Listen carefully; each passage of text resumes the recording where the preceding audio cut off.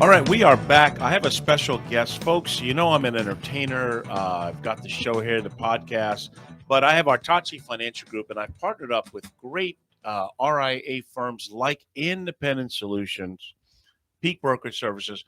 Peter Nielsen has recently joined the Wealth Management Independent Solutions, but let me tell you, he's definitely not a rookie. He's a very smart fellow. When he speaks, I listen. He's worked in the finance industry for 30 years. He had many institutional investors ranging from pension and mutual funds. He does custom portfolios. He's also good friends with Paul Meeks, which I love, Paul. And he has a few portfolios that I want him to talk about. He has a momentum portfolio.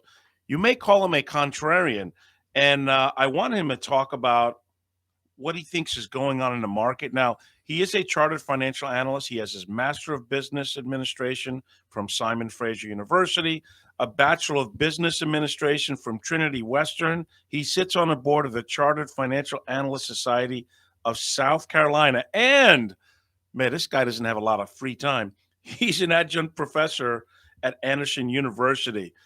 So, Peter, are you on the line? I am, yeah.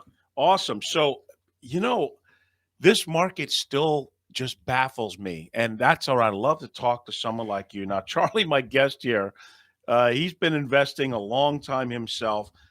I saw your update of the last year, and I cannot believe some of the numbers. We have the S&P that wound up 28%.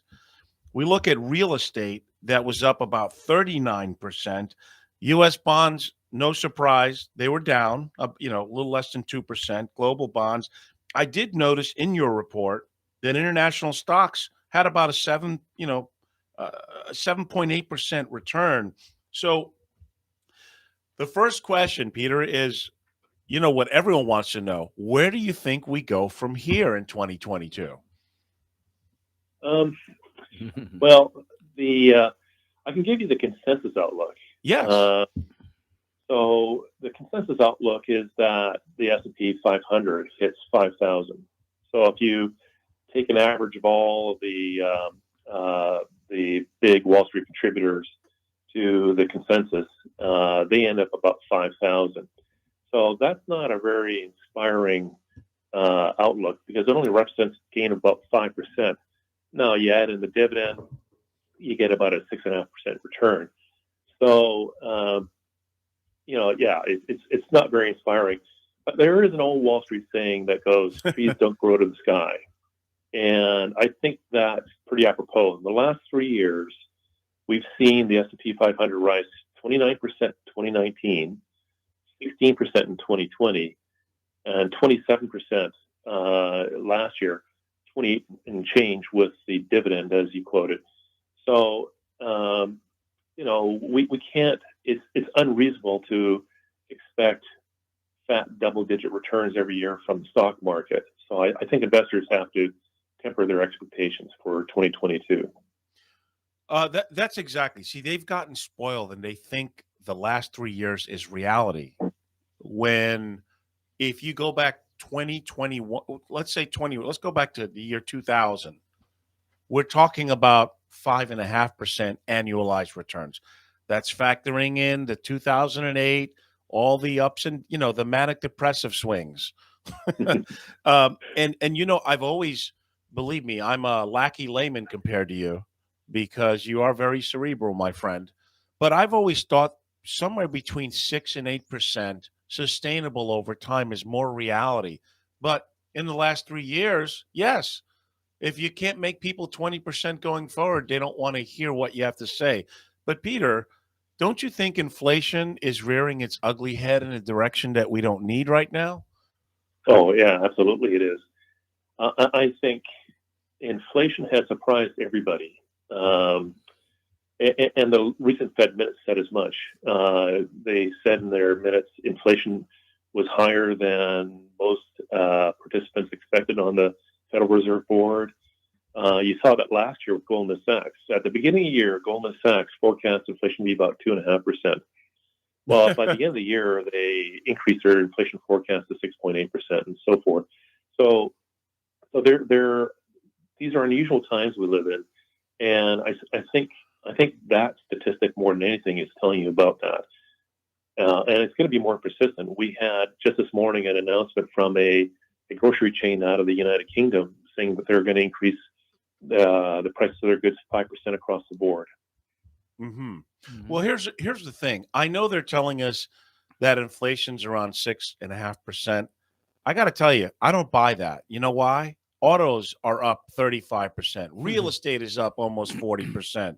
The cost of lumber, the grocery store. I'm sorry, but they're reporting 6.5%. I don't believe that. And here's the other thing. We don't know what the Fed's going to do in monetary policy. I mean, how much longer can they keep interest rates so artificially low? Well, they're not. So the Chicago Mercantile Exchange, they have a nice table that they provide the implied probabilities from swap contracts, Fed funds swap contracts. So you can see the market's estimate of where Fed funds is going by the swap contracts and how they're priced. And if you look out to say, May this year, the market is forecasting an 84%, pardon me, probability of an increase in the Fed funds rate. Okay. So, and then if you look towards the end of the year, it's like 99%. And within that, there is like a wide likelihood of at least 3 rate hikes, probably 4. For 2022, right? They announced For they're gonna do 2022, 3. correct. Right. Well, here's the other thing, and Paul talked about this. There's the wage inflation as well. I mean, they're raising the minimum wage, and that's going to really hurt a lot of businesses who have to pay some kid or gal from high school $15 to, clean the tabletops or make a sandwich. And that's going to affect businesses.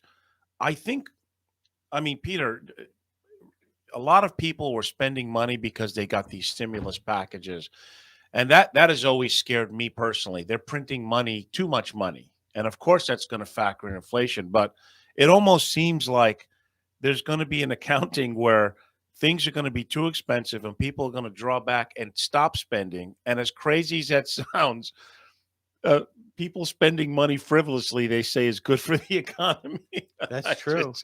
But it's not good for an individual who's planning to retire. Not at all. I mean, do you think maybe people will be spending less in 2022? Yeah, there's less stimulus money. So, I mean, one of the problems with government stimulus in a time of restrained economic output is that you have a material supply-demand mismatch, right? So you have fewer people producing goods. At the same time, you have more consumption. And that's why you're getting this spike in inflation up towards 7%. And it's likely to continue higher from what I read. And I think the government doesn't really fully appreciate how high inflation makes people feel miserable. Mm-hmm. Right. That's right. So, but this is being driven by political ideology at this point. So it's not like they're really considering that. Although I hope there are some on the Democrat side of the aisle that are looking at it. But look, inflation is there's something called the misery index, which consists of inflation plus the unemployment rate. And when it gets high, it signals about widespread misery across the population, and that's the way it makes people feel. Elevated inflation basically destroys the spending power of your capital. No, it's interesting. As I was reading your report, you noticed that even last year, a lot of money was moving into defensive sectors like utilities, healthcare, real estate, and cyclical materials and industrials, which that makes sense to me. If the price of goods are going up, materials, industrials will do well. My God, healthcare with this Omicron, and of course, real estate has done well. Do you still think that that's going to be a play for 2022, those type of sectors? Oh, yeah. Well, look at let's look. Not that I'm recommending any particular stock, but I was looking at American Electric Power. It's got a 3.5% dividend yield. So we're talking an environment where Wall Street as a whole is expecting very low returns, 5%, 6%. So if you can get a dividend yield that makes up half of that, that's kind of a safer play. So no wonder investors are moving into it. But the irony, I think, is energy. Energy has been such a stalwart this last year, and probably will going forward, because the prices of energy stocks are low relative to their historical average. So, but here we are in an environment where we have a government that's really promoting alternative energy and so forth, making it hard for these energy companies. And the stocks have been a great play. Talk about irony. Right, and because bonds are not not a safe play, and as rates go higher, they're going to lose value. That yes, of course, it's a perfect storm for bullish equity buyers, but it's got to change. You know that old saying, that song, "What goes up must come down." So I want to ask you, what do you think could possibly disrupt the markets where we may have a sell-off? Obviously, if Omicron or another strain comes up, that's probably not going to help things. But are there certain things you think that could maybe affect the market to either have a correction, or people just want to sell off and play it safe for a while? Yeah. So like we saw in 2018, the market, in my opinion, has become increasingly interest rate sensitive.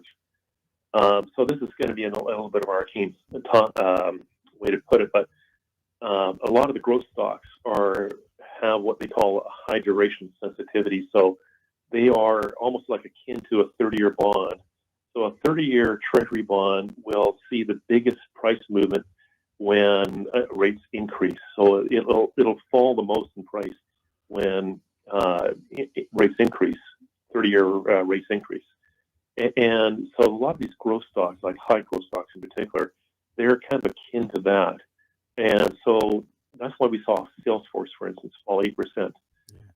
Meta, or Facebook, as it was once called, it fell 4% yesterday. So when the Fed minutes got released and it became apparent that they're going to be more aggressive as far as interest rate policy, these stocks got hit the worst, and I think they're vulnerable.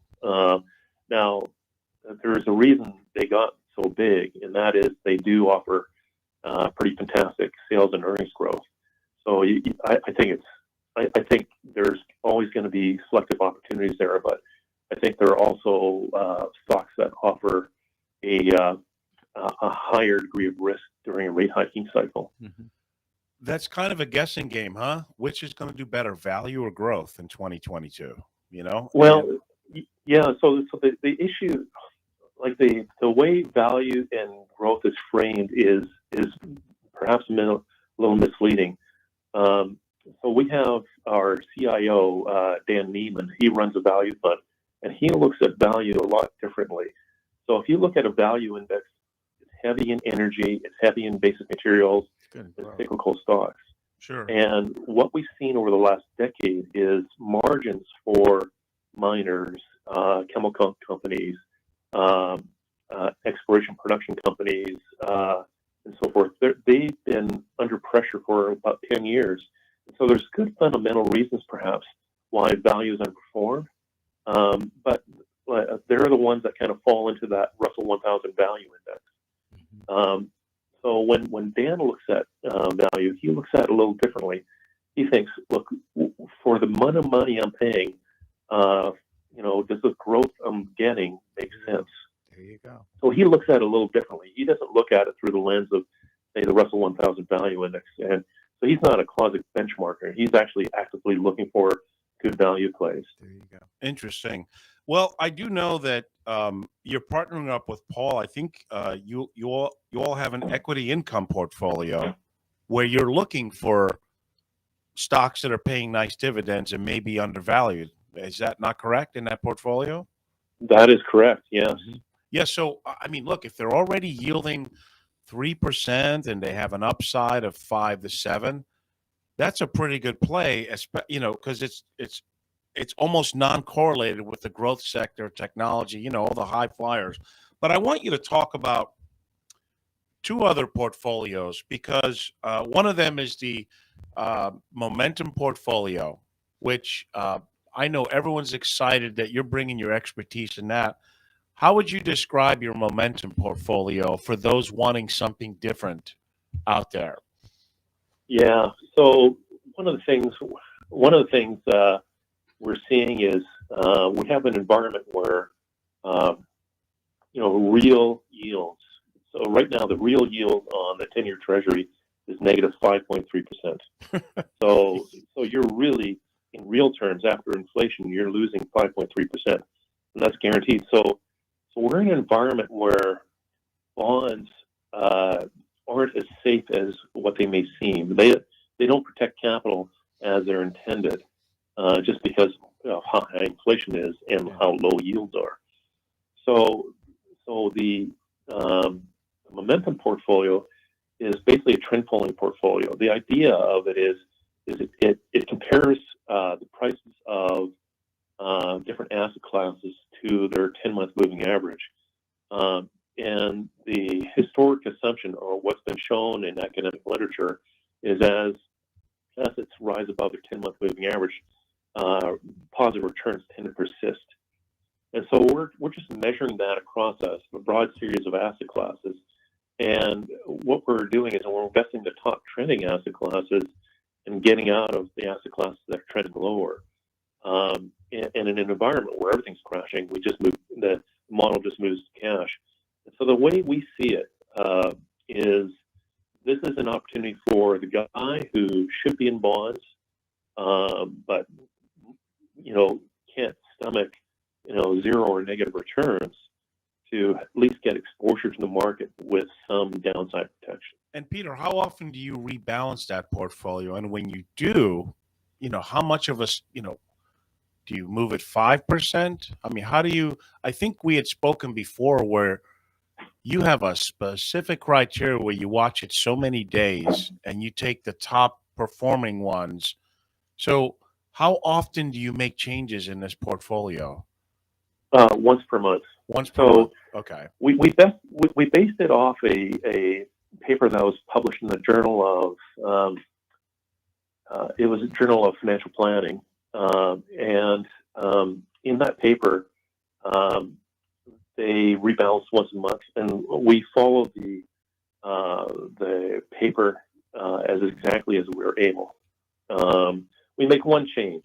The asset class has to trade 2% above the 10-month moving average in order to make a change. There we go. Just so we don't get like one asset class dropping in 1 month and then out the next and so forth. So we eliminate some of the switchback trades. So the model was more consistent after we did that. But aside from that, we try to follow the model exactly. So the paper had the model rebalance once per month, and we do the same. Okay.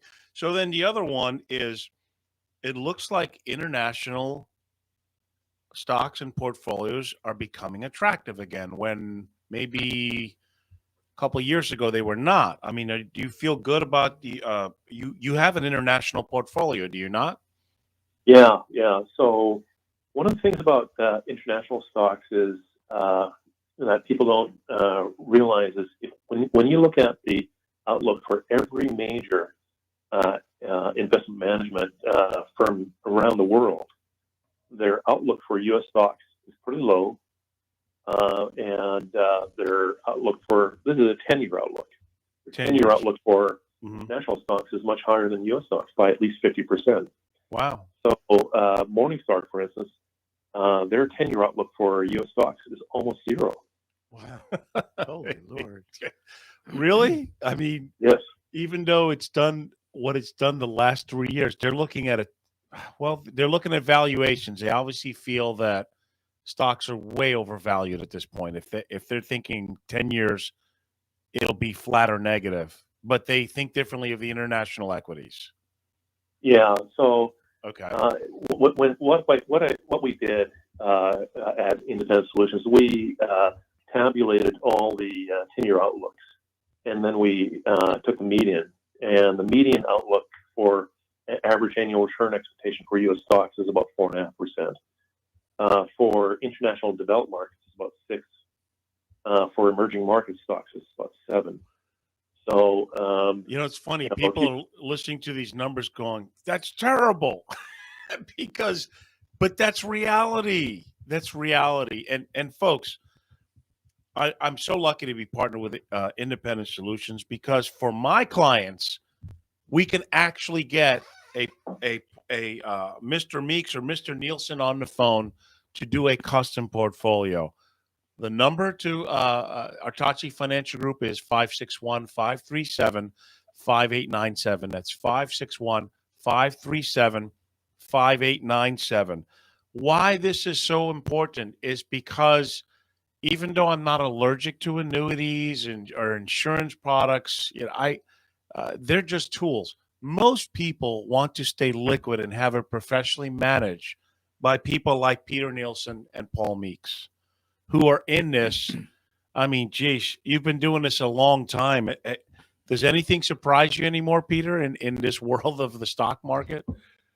Oh yeah, there's always surprises. I think last year, I don't know if you remember, but last year about this time, maybe late January, we had that whole swarm trade surrounding GameStop and AMC and so forth.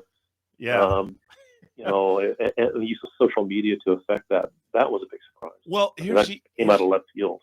Here's the other thing. A lot of people are looking at cryptocurrencies going, hey, why don't you find me the next Bitcoin? And it's not quite regulated, but it's not going away because banks are custodians for it. They're making ETFs. So, but that's talk about risk, huh? I mean, that crypto stuff, you can go to the moon like Ralph Cramden would say, or you can drop. I mean, what do you have an opinion on cryptocurrencies? I'm not an advocate for cryptocurrencies in investment portfolios. Right. Yeah. Because I would say the problem is with crypto is that the experts that I hear on CNBC and other business networks, they tout it as a hedge against volatility, but it seems to move up with market and down with the market. So to me, it doesn't really act like a hedge. No. I think if you're going to hedge risk, use like traditional assets, cash, gold, things like that. Cryptocurrencies is like going to Vegas and throwing it. Yeah.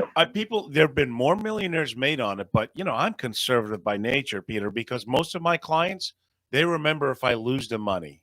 They don't remember how much I've made them because they're like, oh, well, you're supposed to do that. But man, that crypto stuff, when you can go to sleep and be down 30%. And there's no way that I would personally recommend it.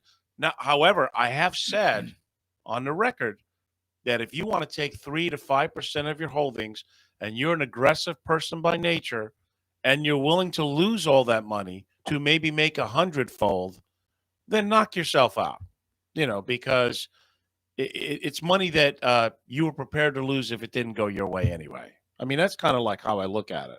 But to actually have a financial plan, hi, Mr. and Mrs. Jones, we're going to secure your financial retirement by buying cryptocurrencies. I don't think so. Maybe Womp. Yeah.